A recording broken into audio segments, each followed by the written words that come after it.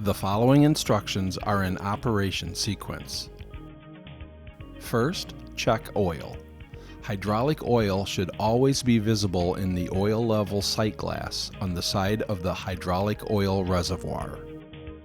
If air or foam is visible in the oil, tighten fittings or replace as necessary. Then, pre-filling. Close all drains.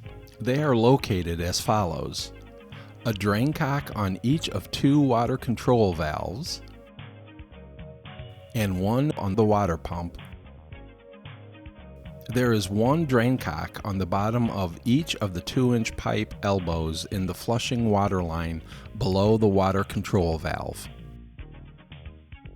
On units equipped with a rear hose reel, close the 1.5-inch ball line valve in the inlet elbow to the hose reel.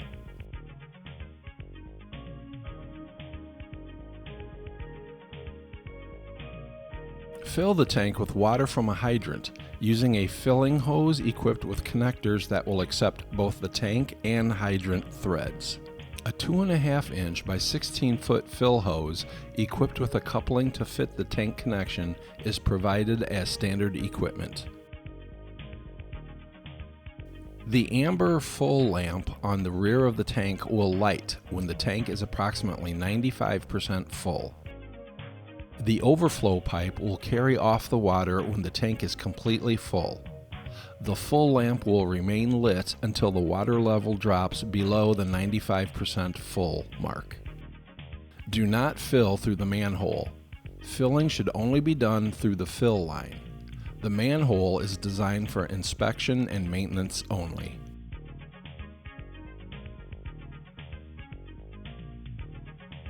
Turn the key in the engine ignition to run. Wait for the coils to heat up. Then start up the engine. You should be able to hear it running. The RPM gauge is at the upper right of the engine control panel. You can idle the engine up to desired speed by pushing the toggle switch upward while watching the needle on the RPM gauge. On the water pump control panel, turn on the system power. The amber system power pilot light will now be on. You may now select which nozzles you want to spray. For example, the 2 front nozzles can be activated by turning on the top 2 toggle switches. When ready to spray, turn on the master spray switch.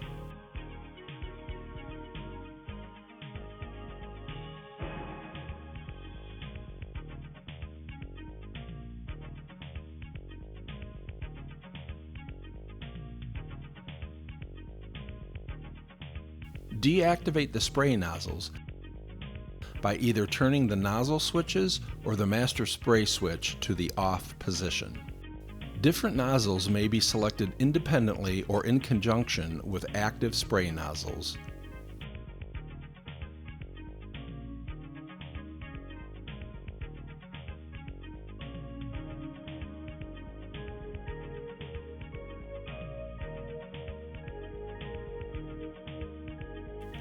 The low water indicator light will come on when the flusher tank is getting low on water.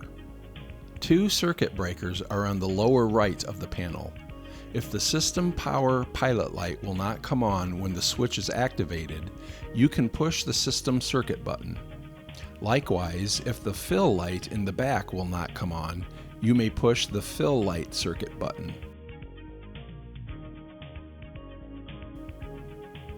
When done spraying, turn off all the nozzles and the master spray switch.